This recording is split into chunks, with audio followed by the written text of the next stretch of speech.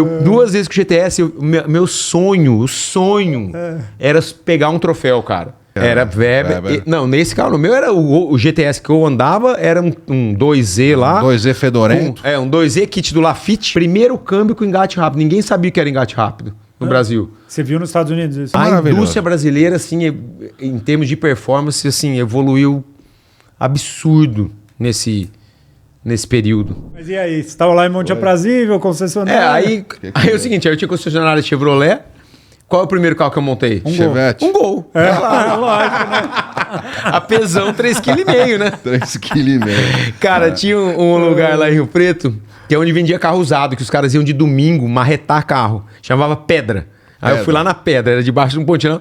Cheguei lá um dia, um Gol GT 84. GT 84, 4 marchas. Vermelhinho. Falei, vermelho. Falei, é esse. Comprei o carro. Primeira volta que deu, eu acelerava assim, ó. O carro abria o túnel. Você ia olhando o asfalto. Tirava o pé, o túnel encavalava o assoalho no outro, assim. Mas já tinha aprendido a soldar, né? Falou, é esse mesmo. Aí, cara, restaurei o carro inteiro, montei o carro. Esse foi o meu primeiro carro de arrancada. 1999 isso aí. Aí, ó. Foi esse que se transformou esse carro aí. Aí que era todo vermelho uma época, não? Ele nasceu todo vermelho. Aí ele foi mudando aos poucos. Assim, mas aí você ia rodando? Não, esse não ia rodando. Tem a história do ir rodando antes, né? Agora foi que eu antes lembrei. disso? Não, o ir rodando, eu tava na faculdade, eu tinha um GTS Turbo 94. Porra. 93. Então, eu lembrava dessa história. Que eu comecei a faculdade em Rio Preto, depois eu terminei a faculdade aqui em São Paulo. Quando eu tava na faculdade lá, eu preparava esse carro para vir rodando de Rio Preto para cá. Só que é o seguinte, o carro andava 120 km com um tanque. Puta vida. Então eu enchia um tambor de álcool, botava no banco de trás, andava 120 km, 440 de Rio Preto até aqui. Olha a segurança.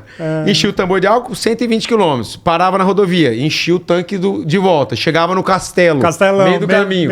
Enchia o tanque e o tambor. Mais 120, chegava aqui, abastecia e ia pra arrancada. Meu Deus. Aí chegava na arrancada ainda, tirava a mufla, tirava e trocava o giclê, pra tirar o giclê econômico da viagem e botar o gastador da PI de andar na arrancada. Esse era o bom, o outro era o marvado, tá? Aí andava, cara, e ó, duas vezes com o GTS, meu sonho, o sonho era pegar um troféu, cara. Cara, eu vim acho que umas 3, 4 vezes e pegava o troféu até 5º lugar. Umas 3, 4 vezes eu fiquei em 6º. Puta, não peguei nenhum troféu, cara. Sério? Falei, puta merda. Não acredito, Quem ganhava nessa época, assim? Você cara, lembra, assim?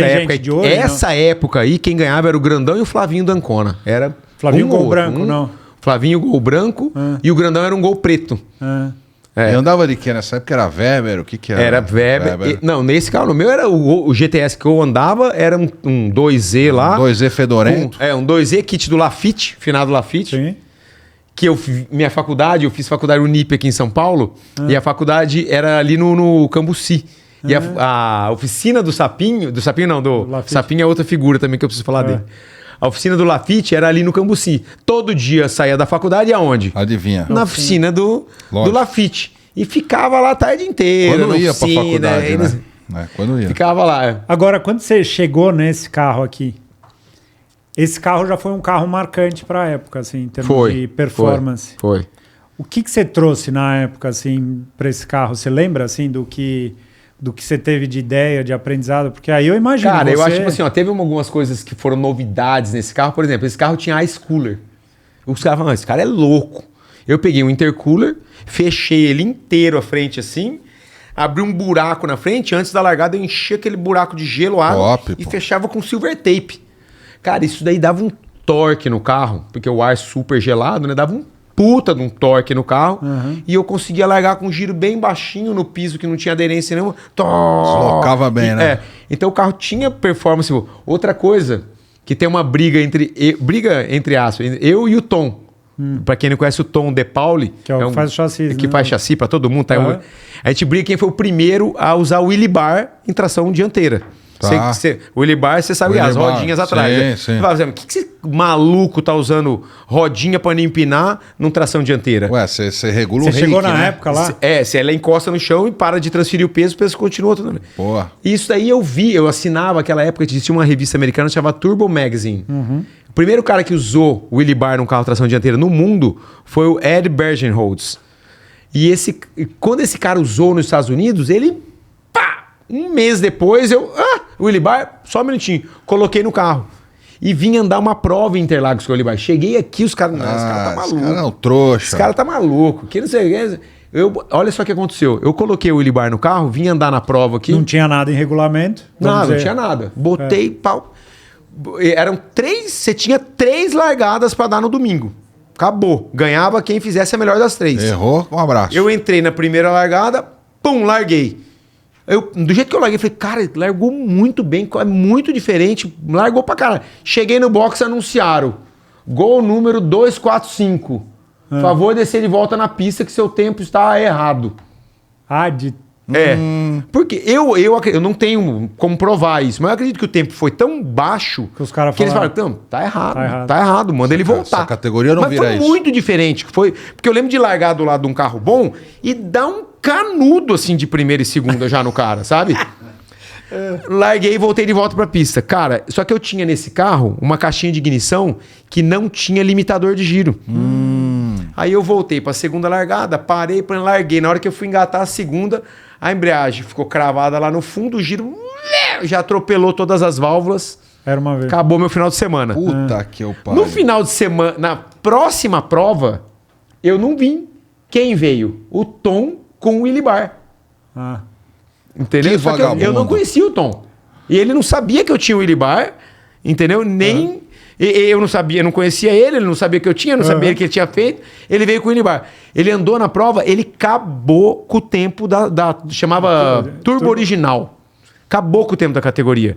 O que fizeram? Pegaram o carro dele, trouxeram lá pra baixo, desclassificaram o carro dele. Por quê? Inventaram que o carro dele, você não podia mexer no paralama dianteiro ali. Tinha que ser original.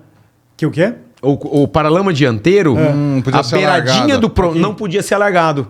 E o Tom tinha feito uma abinha, mas era uma abinha ridícula. Não muda porra nenhuma. Aí desclassificaram o Tom. Aí logo... Mas por quê? Porque ele tinha... Mas por conta da Willibard. Sim. Aí depois disso, proibiram o Willibard na turbo original, não precisou mais de Willibard. Então essas foram as coisas que teve. Mas esse carro aí, eu acho que eu fui campeão paranaense com ele uns 2 anos, assim. Ele foi recordista da categoria várias vezes. Várias vezes. Essa em época Curitiba. aí os caras enfiavam chumbo na frente. Enfiava chumbo, aquele para-choque, também ele para-choque caído. Olha o parafuso no meio do para-choque ali, ó. Segurando, sabe o quê? Feixe de mola de caminhão. O para-choque por dentro, assim, era um monte de feixe de mola. Tá vendo que tá até meio caindo, tudo desalinhado. Tudo. Né? Isso era uma enjambração que, meu Deus do céu. E o que virava um carro desse, você lembra? Qual era o 8º de milha desse carro, assim? Não sei, cara. Eu lembro que depois desse carro eu montei um G3. Sim, temos foto também. Ó, só agradecer antes, para não passar batido, que eu vi aqui Autodynamics, um abraço pro Rodrigão, aí, da Autodynamics, desde aquela época, ele, o Pascoal lá, toda a turma registrando também. Dragster Brasil, Autodynamics estava lá, já desde essa época. E número 2, outra coisa que tinha esse carro que foi revelação também. Primeiro câmbio com engate rápido. Ninguém sabia que era engate rápido no Brasil. Você viu nos Estados Unidos isso? Sou muito amigo do Sandro. Sandro Bruno Sport System. Os Fuscas usavam um tipo de engate já nos Estados Unidos na arrancada, chamavam de Liberty Pro Ring. Que nada mais é que o engate rápido que a gente usa aqui hoje. Como se tivesse o sincronizado, você arranca uns dentinhos do sincronizado na engrenagem, né? E da luva, e você faz o Liberty Pro Ring, que é o engate rápido. O famoso dente de cachorro. E nós fizemos isso no Gol. Eu falei pro Sapinho, o Sapinho era outro tava na época, grande amigo, tava na época. Você dava o quê? Saveiro na época? Uma Saveiro CHT. O Sapinho é um grande amigo meu também, que desde essa época aí... Sérgio, vamos trazer ele aqui. Tem que trazer. O Sapinho tem muita história, é inteligente, ele é top mesmo, assim. E aí ele fez o câmbio pra gente. Cara, mas você tudo aprendendo. A primeira vez que nós botamos o câmbio, tiramos... Sabe os macaquinhos do câmbio pra a alavanca ficar parada, né? Nós tiramos isso daí. Aí montamos o câmbio no carro, estamos acelerando. Bam, bam, bam. O carro engatou primeira sozinho. Pulou na cima. Essa era... o começo é... Laboratório. Então, engate rápido... Mas você não tinha corte de troca. Como é que trocava nesse carro? Mas Você usava embreagem, não? Não usava. Só puxava. E dali. Na força do ódio. E dali. E dali. Quebrava tudo, estragava. Quebrava engrenagem. Mas cara, quando pegava na veia também era a maravilhoso. indústria brasileira, assim, em termos de performance, assim, evoluiu absurdo nesse período. E o que você acha que foi, assim? Muita coisa baseada na quebra e melhora, quebra. Realmente, esse tipo de material podre que a gente tá fazendo não dá pra fazer. Tem que pegar um material melhor. Tentativa e erro, né? Não dá pra ser usinado nessa porqueira. Hoje à tarde a gente tava falando da qualidade da superfície de usinagem da face do cabeçote, né? Então, conforme vai evoluindo potência e você quer durabilidade ao mesmo tempo, não tem jeito. Você vai... E isso com qualquer categoria, com qualquer esporte. Você vai chegando num nível de exigência, de perfeição e de qualidade para ter durabilidade e performance que vai só aumentando. Subindo, Um minuto de silêncio. Se você quiser assistir essa entrevista completa, ela está disponível aqui no YouTube, no canal Máquina. E toda segunda-feira, às 19 horas, a gente recebe um novo convidado para um novo bate-papo que eu tenho certeza que vocês vão curtir. Eu espero por vocês.